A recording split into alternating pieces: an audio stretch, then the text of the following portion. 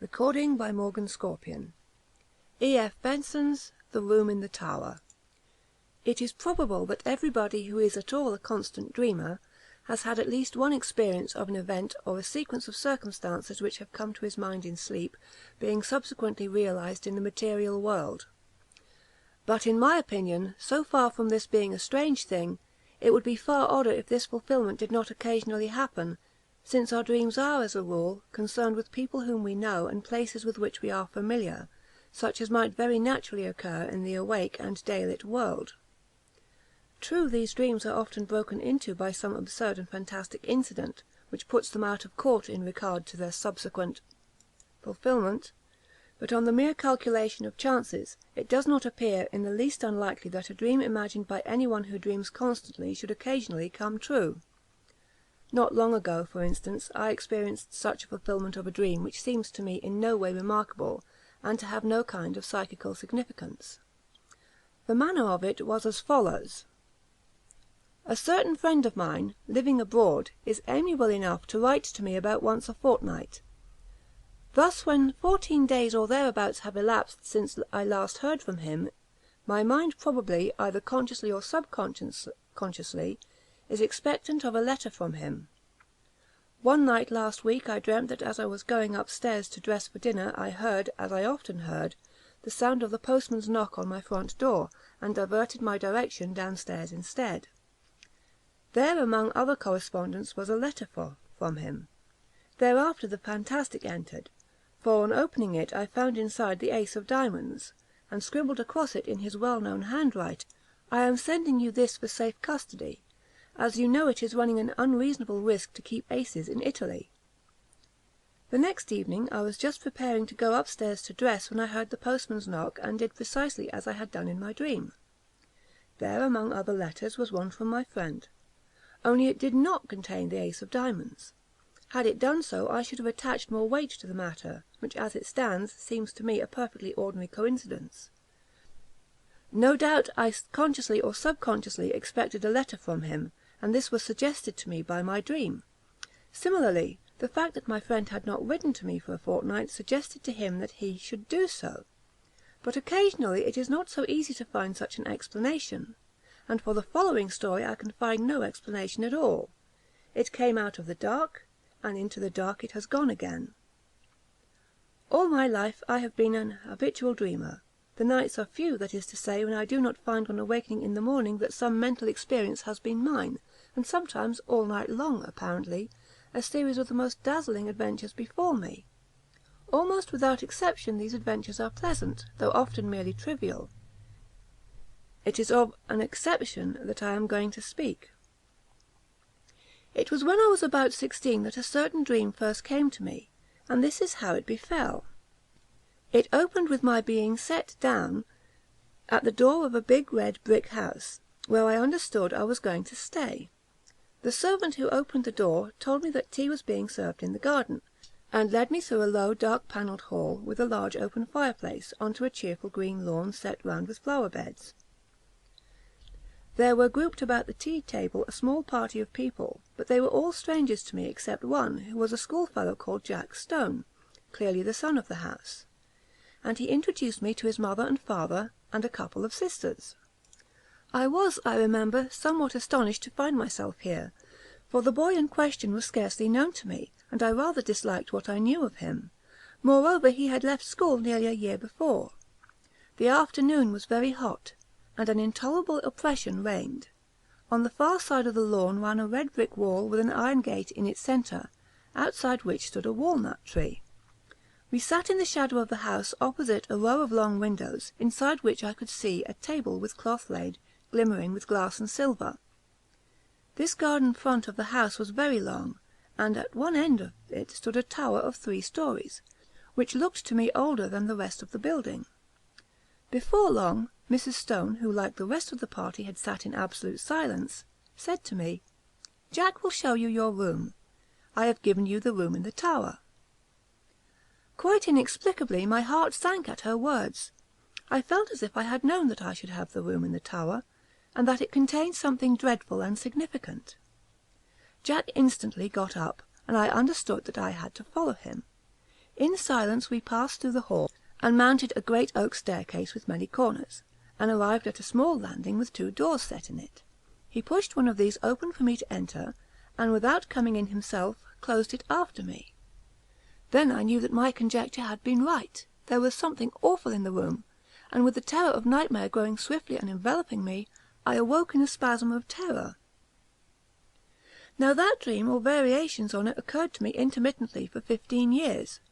Most often it came in exactly this form: the arrival, the tea laid out on the lawn, the deadly silence succeeded by that one deadly sentence, the mounting with Jack Stone up to the room in the tower where horror dwelt, and it always came to a close in the nightmare of terror at that which was in the room, though I never saw what it was.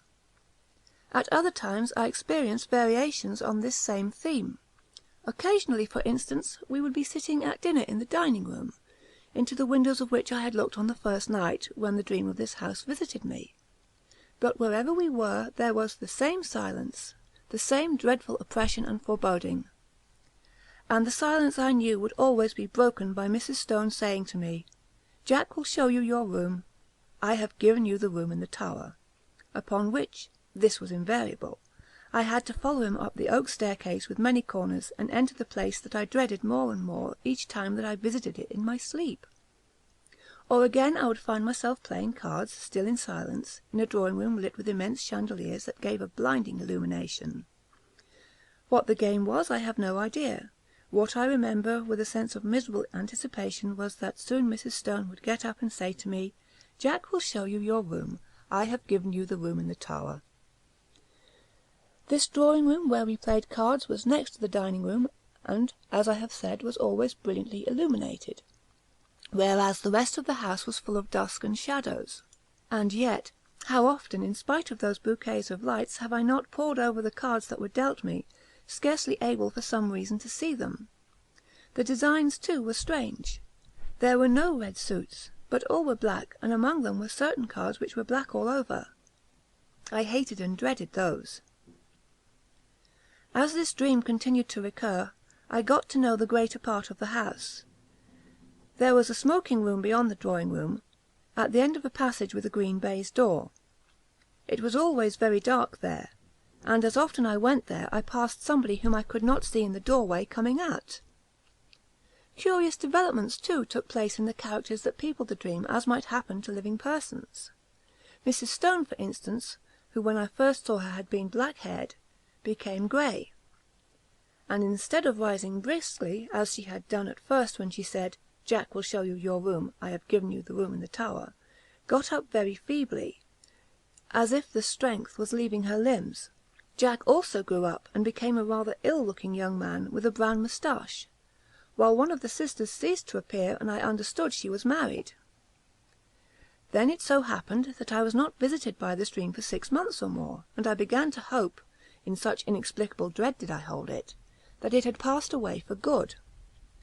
But one night after this interval I again found myself being shown out on to the lawn for tea, and Mrs. Stone was not there, while the others were all dressed in black. At once I guessed the reason, and my heart leapt at the thought that perhaps this time I should not have to sleep in the room in the tower, and though we usually all sat in silence, on this occasion the sense of relief made me talk and laugh as I had never yet done. But even then matters were not altogether comfortable, for no one else spoke, but they all looked secretly at each other. And soon the foolish stream of my talk ran dry, and gradually my apprehension, worse than anything I had previously known, gained on me as the light slowly faded.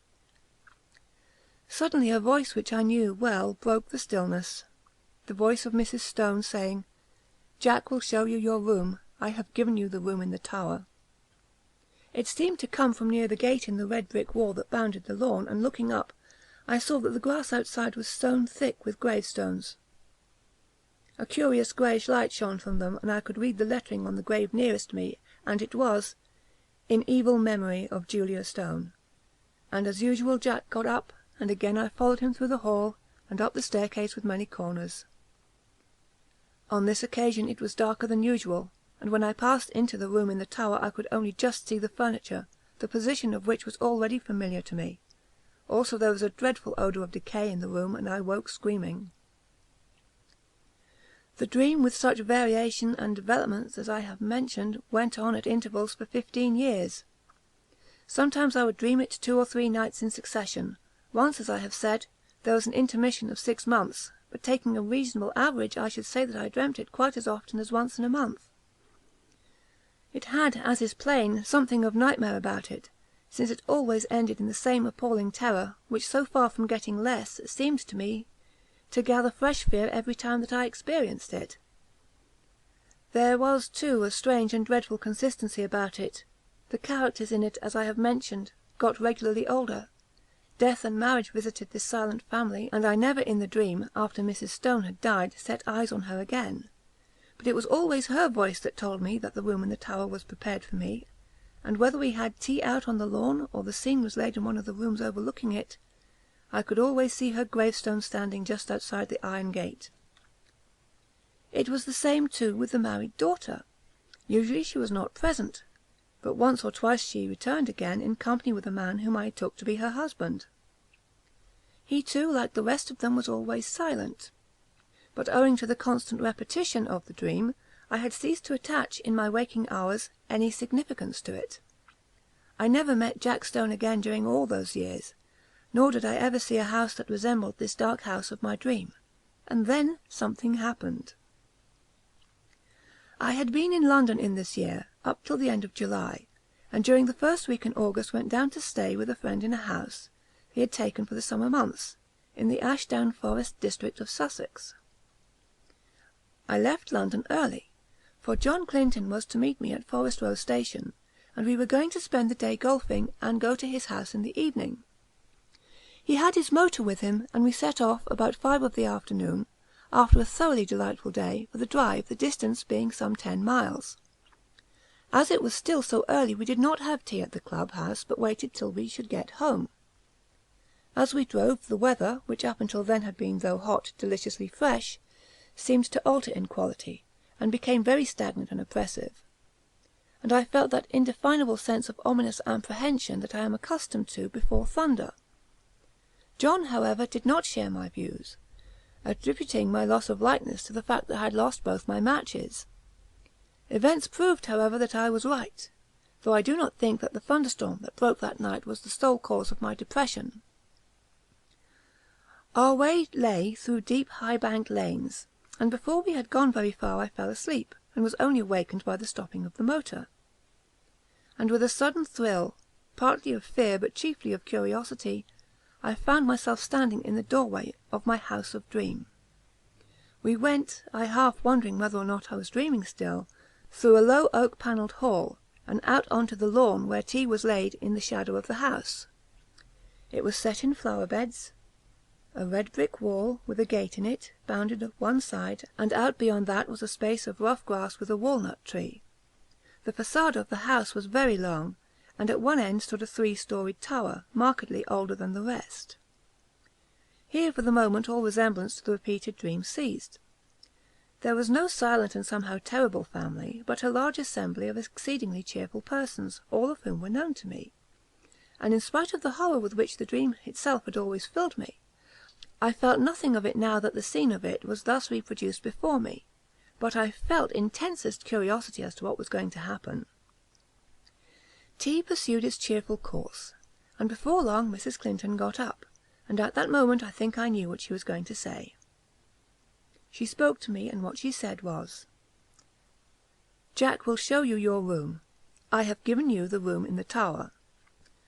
At that, for half a second, the horror of the dream took hold of me again, but it quickly passed, and again I felt nothing more than the most intense curiosity. It was not very long before it was amply satisfied. John turned to me. "Right at the top of the house," he said, "but I think you'll be comfortable. We're absolutely full up. Would you like to go and see it now? By Jove, I believe that you are right, and that we are going to have a thunderstorm. How dark it has become." I got up and followed him. We passed through the hall and up the perfectly familiar staircase. Then he opened the door and I went in, and at that moment sheer unreasoning terror again possessed me. I do not know what I feared. I simply feared. Then, like a sudden recollection, when one remembers a name which has long escaped the memory, I knew what I feared. I feared Mrs. Stone, whose grave with the sinister inscription, "In evil memory." I had so often seen it in my dream just beyond the lawn which lay below my window. And then once more the fear passed so completely that I wondered what there was to fear, and I found myself, sober and quiet and sane, in the room in the tower, the name of which I had so often heard in my dream, and the scene of which was so familiar. I looked around it with a certain sense of proprietorship, and found that nothing had been changed from the dreaming nights in which I knew it so well. Just to the left of the door was the bed, lengthways along the wall, with the head of it in the angle. In a line of it was the fireplace and a small bookcase. Opposite the door the outer wall was pierced by 2 lattice-paned windows, between which stood the dressing-table, while ranged along the fourth wall was the washing-stand and a big cupboard. My luggage had already been unpacked, for the furniture of dressing and undressing lay orderly on the wash-stand and toilet-table, while my dinner clothes were spread out on the coverlet of the bed. And then, with a sudden start of unexplained dismay, I saw there were 2 rather conspicuous objects which I had not seen before in my dreams. One a life-sized oil painting of Mrs. Stone, the other a black and white sketch of Jack Stone, representing him as he appeared to me only a week before in the last of the series of these repeated dreams, a rather secret and evil-looking man of about 30. His picture hung between the windows, looking straight across the room to the other portrait, which hung at the side of the bed. At that I looked next, and as I looked I felt once more the horror of nightmare seize me. It represented Mrs. Stone as I had seen her last in my dreams, old and withered and white-haired. But in spite of the evident feebleness of body, a dreadful exuberance and vitality shone through the envelope of flesh, an exuberance wholly maligned, a vitality that foamed and frothed with unimaginable evil. Evil beamed from the narrow leering eyes, it laughed in the demon-like mouth. The whole face was instinct with some secret and appalling mirth, the hands, clasped together on the knee, seemed shaking with suppressed and nameless glee. Then I saw also that it was signed in the left-hand bottom corner, and wondering who the artist could be, I looked more closely, and read the inscription, "Julia Stone, by Julia Stone." There came a tap at the door, and John Clinton entered. "Got everything you want?" he asked. "Rather more than I want," said I, pointing to the picture. He laughed. "Hard-featured old lady," he said. "By herself, too, I remember. Anyhow, she can't have flattered herself much." "But don't you see?" said I. "It's scarcely a human face at all. It's the face of some witch, of some devil." He looked at it more closely. "Yes, it isn't very pleasant," he said. "Scarcely a bedside manner, eh? Yes, I can imagine getting the nightmare if I went to sleep with that close by my bed. I'll have it taken down if you like." "I really wish you would," I said. He rang the bell, and with the help of a servant we detached the picture and carried it out on to the landing, and put it with its face to the wall. "By Jove, the old lady's a weight," said John, mopping his forehead. "I wonder if she had something on her mind." The extraordinary weight of the picture had struck me too. I was about to reply when I caught sight of my own hand. There was blood on it, in considerable quantities, covering the whole palm. "I've cut myself somehow," said I. John gave a little startled exclamation. "Why, I have too," he said. Simultaneously the footman took out his handkerchief and wiped his hand with it. I saw that there was blood also on his handkerchief. John and I went back into the tower room and washed the blood off, but neither on his hand nor on mine was there the slightest trace of a scratch or cut. It seemed to me that, having ascertained this, we both, by a sort of tacit consent, did not allude to it again. Something in my case had dimly occurred to me that I did not wish to think about. It was but a conjecture, but I fancied that I knew the same thing had occurred to him. The heat and impression of the air, for the storm we had expected was still undischarged, increased very much after dinner, and for some time most of the party, among whom were John Clinton and myself, sat outside in the path bounding the lawn, where we had had tea. The night was absolutely dark, and no twinkle of star or moon ray could penetrate the pall of cloud that overset the sky. By degrees our assembly thinned. The women went up to bed, men dispersed to the smoking or billiard room, and by 11 o'clock my host and I were the only 2 left. All the evening I thought that he had something on his mind, and as soon as we were alone he spoke. "The man who helped us with the picture had blood on his hand too, did you notice?" he said. I asked him just now if he had cut himself, and he said he supposed he had, but he could find no mark of it. Now where did that blood come from? By dint of telling myself that I was not going to think about it, I had succeeded in not doing so, and I did not want, especially just at bedtime, to be reminded of it. "I don't know," said I, "and I don't really care so long as that picture of Mrs. Stone is not by my bed." He got up. "But it's odd," he said. "Ha! Now you'll see another odd thing." A dog of his, an Irish terrier by breed, had come out of the house as we talked. The door behind us into the hall was open, and a bright oblong of light shone across the lawn to the iron gate which led on to the rough grass outside, where the walnut tree stood. I saw that the dog had all his hackles up, bristling with rage and fright. His lips were curled back from his teeth as if he was ready to spring at something, and he was growling to himself. He took not the slightest notice of his master or me, but stiffly and tensely walked across the grass to the iron gate. There he stood for a moment, looking through the bars and still growling. Then of a sudden his courage seemed to desert him. He gave one long howl and scuttled back to the house with a curious crouching sort of movement. "He does that half a dozen times a day," said John. "He sees something which he both hates and fears." I walked to the gate and looked over it. Something was moving on the grass outside, and soon a sound which I could not instantly identify came to my ears. Then I remembered what it was. It was the purring of a cat. I lit a match and saw the purrer, a big blue Persian, walking round and round in a little circle just outside the gate, stepping high and ecstatically, with tail carried aloft like a banner. Its eyes were bright and shining, and every now and again it put its head down and sniffed at the grass. I laughed. "The end of that mystery, I'm afraid," I said. "Here's a large cat having Walpurgis night all alone." "Yes, that's Darius," said John. "He spends half the day and all night there. But that's not the end of the dog mystery, for Toby and he are the best of friends, but the beginning of the cat mystery. What's the cat doing there? And why is Darius pleased while Toby is terror-stricken?" At that moment I remembered the rather horrible detail of my dreams when I saw through the gate, just where the cat was now, the white tombstone with the sinister inscription. But before I could answer, the rain began, as suddenly and heavily as if a tap had been turned on, and simultaneously the big cat squeezed through the bars of the gate and came leaping across the lawn to the house for shelter. Then it sat in the doorway, looking out eagerly into the dark. It spat and struck at John with its paw as he pushed it in order to close the door. Somehow, with the portrait of Julia Stone in the passage outside, the room in the tower had absolutely no alarm for me, and as I went to bed, feeling very sleepy and heavy, I had nothing more than interest for the curious incident about our bleeding hands, and the conduct of the cat and the dog. The last thing I looked at before I put out my light was the square empty space by my bed where the portrait had been. Here the paper was of its original full tint of dark red. Over the rest of the walls it had faded. Then I blew out my candle and instantly fell asleep. My awakening was equally instantaneous, and I sat bolt upright in bed under the impression that some bright light had been flashed in my face, although it was now absolutely pitch dark. I knew exactly where I was, in the room which I had dreaded in dreams, but no horror that I ever felt when asleep approached the fear that now invaded and froze my brain. Immediately after, a peal of thunder crackled just above the house, but the probability that it was only a flash of lightning which awoke me gave no reassurance to my galloping heart.